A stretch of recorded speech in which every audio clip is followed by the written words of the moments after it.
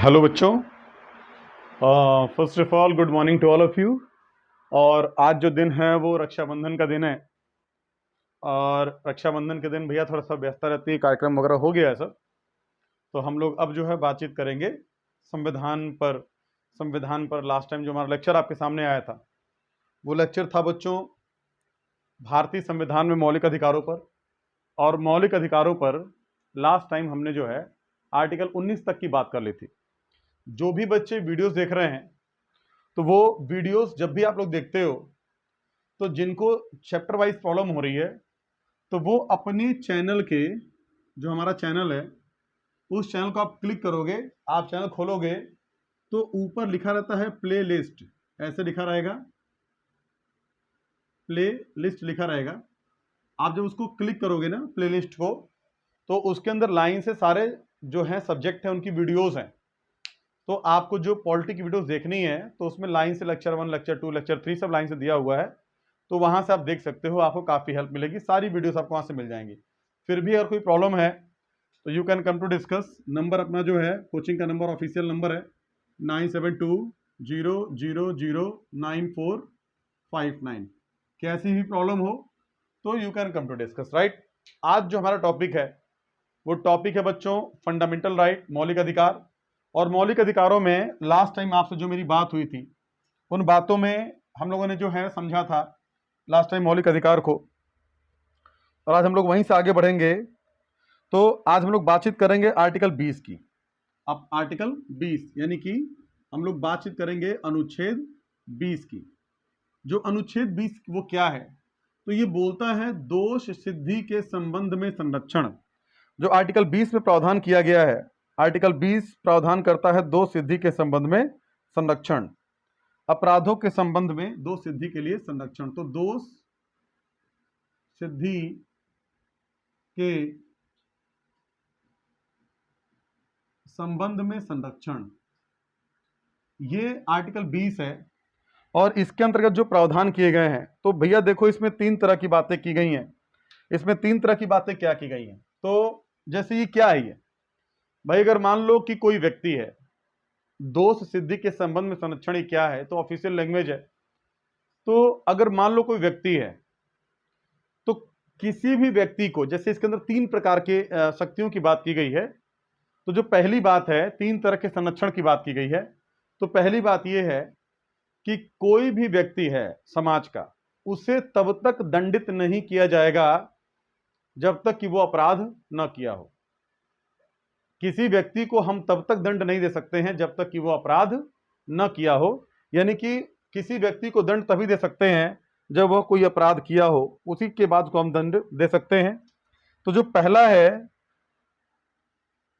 क, तो आर्टिकल 20 का क कहता है किसी भी व्यक्ति को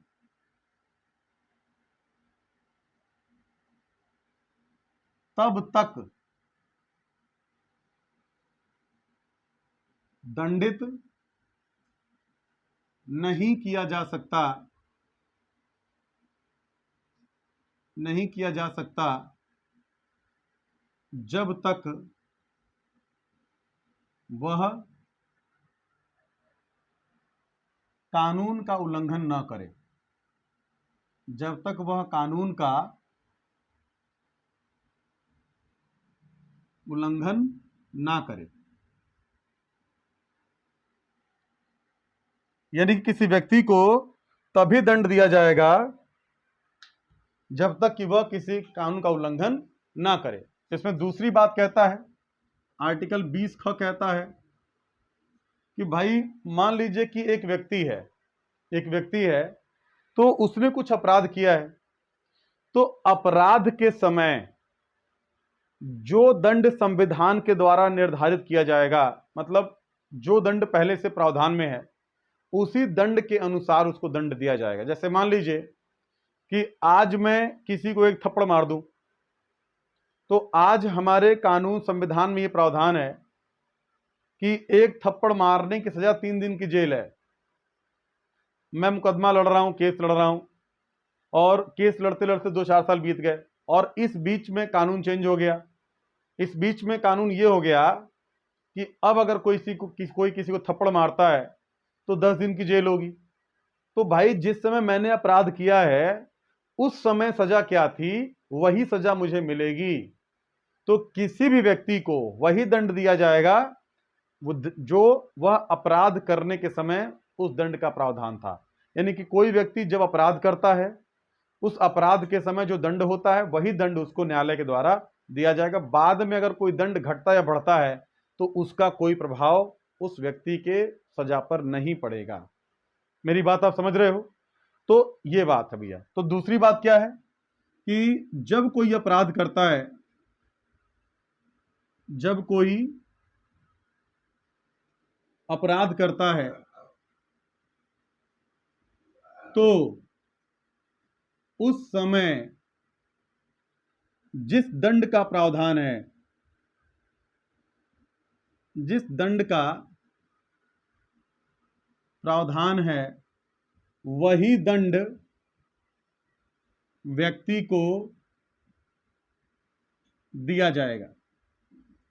यानी कि उसके बाद बने हुए किसी भी दंड को उस पर लागू नहीं किया जाएगा।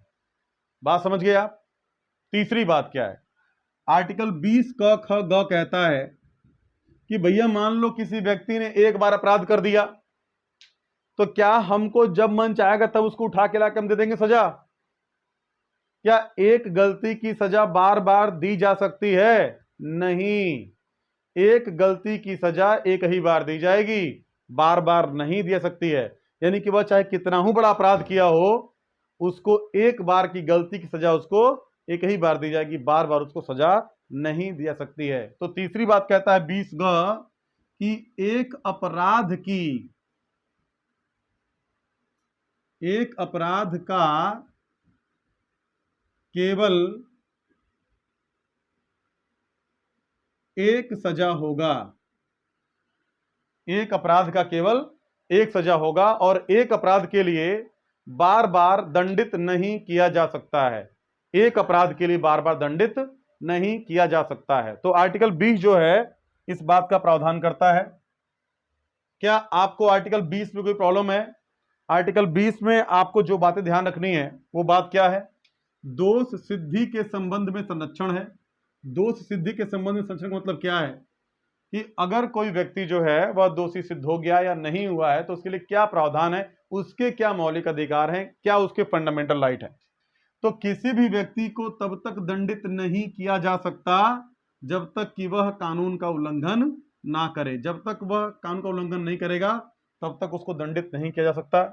दूसरी बात है कि जब कोई अपराध करता है तो उस समय जिस दंड का प्रावधान है वही दंड उस व्यक्ति को दिया जाएगा, बाद में बने कानून का प्रभाव नहीं पड़ेगा। और तीसरी बात है कि यदि कोई व्यक्ति मान लीजिए एक बार अपराध करता है तो उसको केवल एक ही बार सजा दी जाएगी, उसके एक अपराध के लिए बार बार सजा नहीं दी जा सकती है। राइट?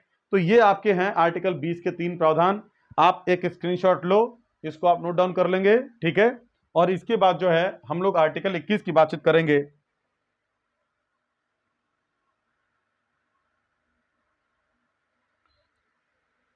इसको लो।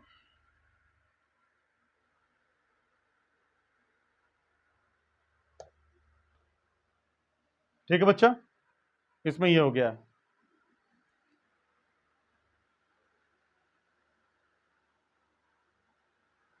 तो बच्चा पार्टी हम लोग फंडामेंटल राइट क्रम में आगे बढ़ रहे थे और लास्ट में आपने दो सिद्धि के संबंध में ये सारी बातों को समझा है। और अब जो है हम लोग आर्टिकल 21 को समझेंगे। किसको समझेंगे? 21। भैया आर्टिकल 21 बहुत इंपॉर्टेंट है। और जो आर्टिकल 21 है ना, एक तरीके से समझ लो कि नागरिकों की जान है। क्या है बेटा? जान। नागरिकों की जान है आर्टिकल 21। क्या आर्टिकल 21 देखिए तो अच्छा, आर्टिकल 21 जो है इसके अंदर बहुत सारी बातें छुपी हुई हैं। तो आप लोग जरा इसका स्क्रीनशॉट ले लेना, एक नोट्स बना लेना कि ये सारे जो अधिकार इसमें छुपे हैं, हिडन हैं, और हम लोग इनको समझेंगे भी, देखते हैं क्या क्या है सारे अधिकार ही है। तो आर्टिकल 21 जो है प्राण एवं दैहिक स्वतंत्रता, आर्टिकल 21 में तो केवल इतना ही लिखा हुआ है। किताबों में आप देखोगे तो अधिकांश किताबों में यही बातें लिखी गई हैं, लेकिन इसके अंदर बहुत सारे अधिकार छुपे हुए हैं। और ये जो अधिकार आप देख रहे हो, ये सारे जो अधिकार हैं, ये आप कह सकते हो कि सुप्रीम कोर्ट ने जो है अपने फैसले से इन अधिकारों को सुनिश्चित किया है। सुप्रीम कोर्ट ने जो फैसला दिया है, उन फैसलों से ये सारे के सारे अधिकार क्या हुए बच्चों, सुरक्षित हुए हैं। ये आपको जानना बहुत जरूरी है। जैसे प्राण एवं दैहिक स्वतंत्रता, प्रत्येक व्यक्ति को यह अधिकार है कि वह जिंदा रहे, उसका शरीर उसका है, उसको जो मन चाहे वह करे, ये उसका अधिकार है। लेकिन कुछ ऐसा कार्य नहीं कर सकता जो समाज पर नकारात्मक प्रभाव डालता हो। प्राण एवं दैहिक स्वतंत्रता, जीवन आपका है, लेकिन आप अपनी आत्महत्या नहीं कर सकते हो, ये कानूनन अपराध है। प्राण तो आपका है, आपके पास रहेगा, कोई छीन नहीं सकता इससे आपको। आपके प्राण आपके पास रहेंगे, ये आपका अधिकार है। शरीर आपका है, उसके अंदर बहुत सारे अधिकार छुपे हुए हैं, जैसे कि शादी करने का अधिकार। तो भाई साहब, अगर आपका मामला कहीं मान लो सेटलमेंट हो रहा है और आप जाते हो किसी न्यायालय में कि साहब हमको जो है कोर्ट मैरिज करना है, तो कानून आपको यह अधिकार देता है कि आप कोर्ट मैरिज कर लो। अब उस कोर्ट मैरिज के तमाम साइड इफेक्ट हैं, कुछ चीजें पक्ष में हैं, कुछ विपक्ष में हैं, वो एक बाद की बात है। लेकिन कानूनी रूप से भारत का प्रत्येक वयस्क व्यक्ति, जैसे लड़कों के लिए मिनिमम उम्र 21 वर्ष है, लड़कियों के लिए 18 वर्ष है, तो जिन्होंने इस मानक को पूरा कर लिया है, उनको अधिकार है, उनको ये अथॉरिटी है कि वह शादी कर सकें। यह आपका फंडामेंटल राइट है। आर्टिकल 21 कहता है कि प्रत्येक व्यक्ति को जो है शादी करने का अधिकार है, अपनी पसंद की शादी करने का अधिकार है, और कानूनी रूप से वह इसके लिए अधिकृत होगा। इसको छीना नहीं जा सकता, इस अधिकार को। दूसरी बात क्या है, निजता का अधिकार। ये निजता का अधिकार क्या भैया? भैया मान लो कि तुम काम वाम से थक वक के आए और तुम अपने कमरे में सो रहे हो, जग रहे हो, आर्ट बना रहे हो, म्यूजिक कर रहे हो, गाना गा रहे हो, डांस कर रहे हो, जो मन चाहे कर रहे हो, ये तुम्हारा अपना निजी अधिकार है।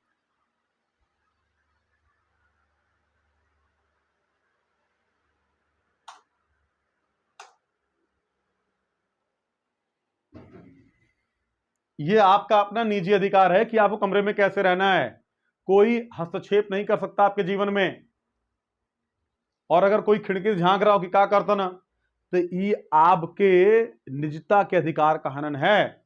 This is the violation of a fundamental right. Supreme court ने कहा है कि प्रत्येक व्यक्ति को अपनी गोपनीयता बनाए रखने का अधिकार है। कोई आपसे अगर आके पूछेगा भैया तू कितना पैसा कमाला, कितना रख ले बड़ा, नहीं इच्छा होगी नहीं बताओगे, कोई तुमसे जबरदस्ती नहीं पूछ सकता, ये तुम्हारा अधिकार है। तुम कौन से ब्रांड के कपड़े पहनते हो, मोजा किस ब्रांड का है, क्या खाते हो, कैसे रहते हो, दिस शैल बी राइट। ये आपका अधिकार होगा, आपको किसी को बताने की जरूरत नहीं है। लेकिन हां, अगर आपके छुपाने से कुछ सामाजिक क्षति पहुंच रही है, नुकसान पहुंच रहा है, जन सामान्य को क्षति पहुंच रही है, तो आपसे जानकारी मांगी जा सकती है। कानून यहां पर मतलब कि प्रशासन को भी अधिकृत करता है। तो आपके पास अधिकार तो है, लेकिन उस पर एक युक्ति युक्त प्रतिबंध है।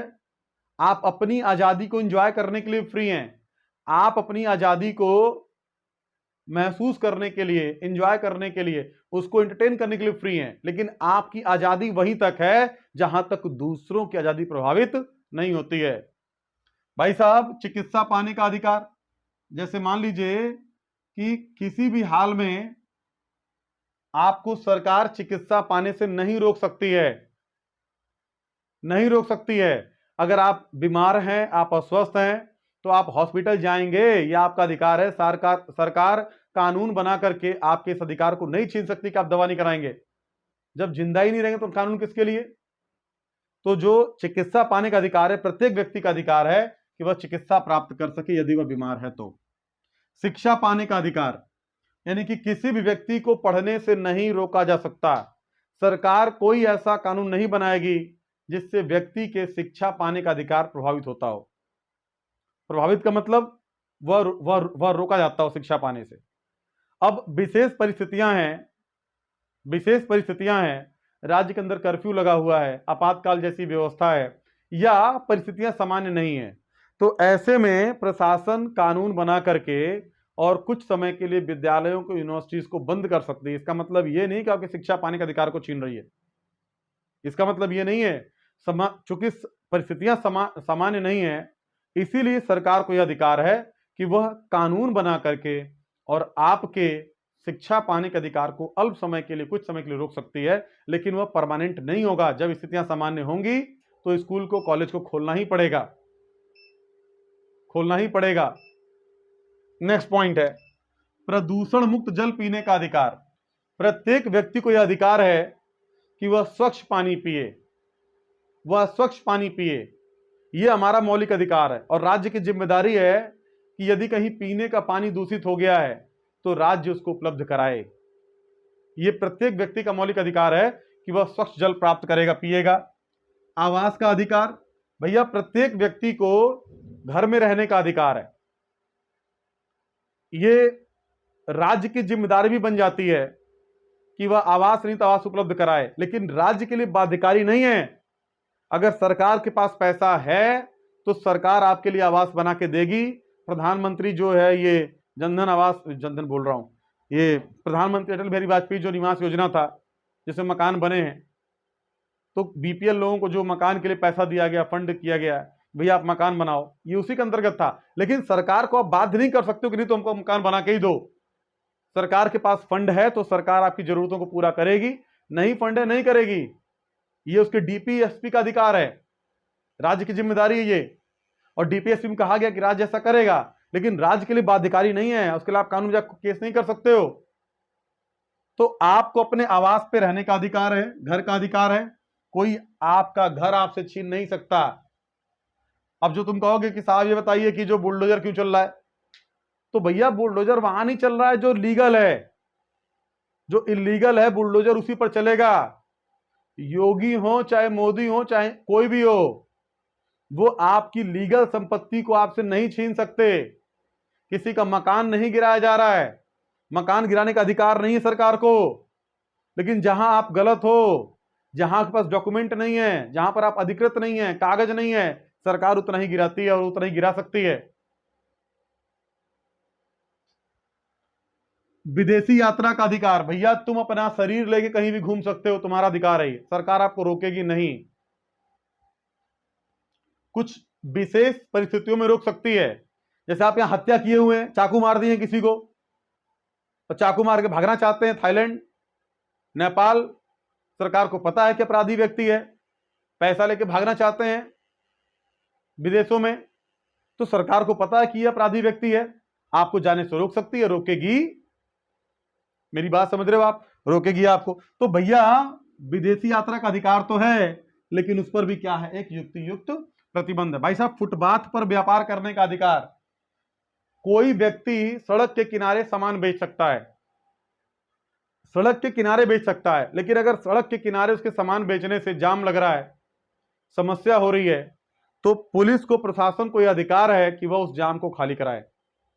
तो कहोगे साहब हम चाचा हमारे ठेल लगाते थे और पुलिस वाले मार के भगा दिए, तो पुलिस वालों को अधिकार इसलिए है ताकि वह सड़क, भाई सड़क बना है किसके लिए, आने जाने के लिए। प्राथमिक उद्देश्य क्या है कि लोग सड़क पर आएंगे जाएंगे, और आपने 20 ठेल लगा करके पूरा सड़क जाम कर दिया है, तो गाड़ियों को आने जाने में दिक्कत हो रही है, जाम लग रहा है। तो एक आपके मौलिक अधिकार के लिए लाखों लोगों के मौलिक अधिकार को नहीं छीना जा सकता है।